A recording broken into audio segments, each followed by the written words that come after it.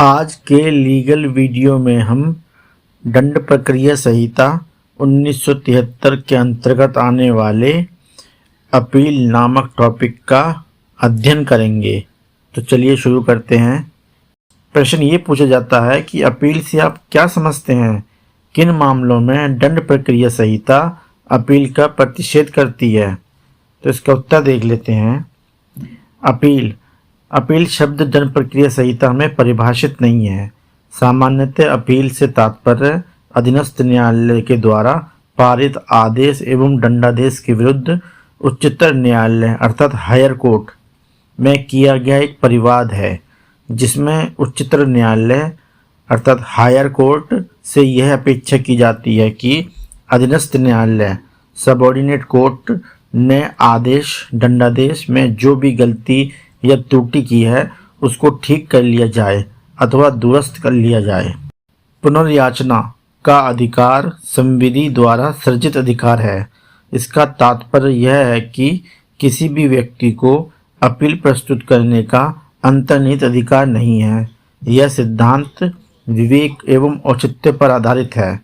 प्रत्येक प्रकरण समान महत्व का नहीं होता है, अतः केवल उपयुक्त मामलों में ही अपील प्रस्तुत करना वांछनीय है। यह नियम लोकहित एवं न्याय के व्यापक अवधारणा पर आधारित है। दंड प्रक्रिया संहिता की धारा 372 इस सामान्य नियम को अंगीकृत करती है। धारा 372 यह घोषणा करती है कि दंड न्यायालय के किसी निर्णय या आदेश के विरुद्ध कोई अपील इस संहिता या तत्समय लागू किसी अन्य विधि द्वारा जैसा उपबंधित है उसके सिवाय न होगी। एक अगला प्रश्न इसमें पूछा जाता है कि किन मामलों में दंड प्रक्रिया संहिता अपील का प्रतिषेध करती है? इसके औचित्य का सिद्धांतिक आधार बताइए। तो इसका उत्तर देख लेते हैं।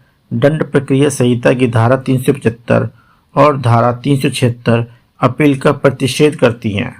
धारा 375 के अनुसार जहां अभियुक्त ने दोषी होने का अभिवचन किया है और ऐसे अभिवचन में वह दोषसिद्धि किया गया है, वहां नंबर 1 यदि दोषसिद्धि उच्च न्यायालय द्वारा की गई है तो अपील नहीं होगी।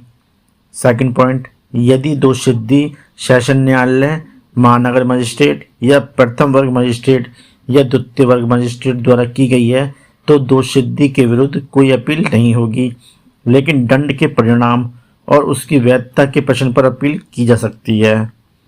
धारा 375 युक्तियुक्त औचित्य और लोकहित पर आधारित है। यदि अभियुक्त व्यक्ति स्वेच्छा जानबूझकर दोषी होने का अभिवचन करता है और दोषसिद्धि किया जाता है तो विधि यह अवधारणा करती है कि अभियुक्त ऐसी दोषसिद्धि से पीड़ित नहीं होगा। यही कारण है कि धारा 375 अपील का प्रतिषेध करती है। दंड प्रक्रिया संहिता की धारा 376 तुच्छ मामलों में अपील का प्रतिषेध करती है। धारा 376 के अनुसार दोषित व्यक्ति द्वारा कोई अपील निम्नलिखित में से किसी मामले में नहीं होगी। नंबर 1, जहां उच्च न्यायालय के द्वारा केवल 6 मास तक की अवधि तक का कारावास या 1000 रुपये तक का जुर्माना या दोनों किया गया हो। नंबर 2, जहां सेशन न्यायालय या महानगर मजिस्ट्रेट केवल 3 माह तक की अवधि तक का कारावास या 200 रुपये तक का जुर्माना या दोनों दंड दिया हो। नंबर 3, जहां प्रथम वर्ग मजिस्ट्रेट केवल 100 रुपये तक के जुर्माने का दंड दिया हो। नंबर 4, जहां धारा 260 के अधीन कार्य करने के लिए सशक्त मजिस्ट्रेट केवल 200 रुपये तक का अर्थदंड दिया हो। धारा 376 का सैद्धांतिक आधार यह है कि प्रत्येक प्रकरण समान महत्व का नहीं होता है, अतः हर एक मामले में अपील प्रस्तुत करने की इजाज़त नहीं दिया जाना चाहिए। तुच्छ मामलों में यदि अपील प्रस्तुत करने का इजाज़त दे दिया जाता है तो इससे मामला अनवरत लंबे समय तक चलेगा तथा साथ ही साथ समय, पैसा एवं श्रम का हास होगा। यही कारण है कि धारा 376 अपील का निषेध करती है। दोस्तों, उम्मीद करता हूँ ये टॉपिक आपको पसंद आया होगा।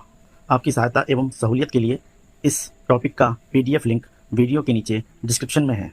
आप चाहे तो वहां से PDF फाइल डाउनलोड कर सकते हैं। साथियों, अगर वीडियो पसंद आया तो लाइक और सब्सक्राइब कीजिए।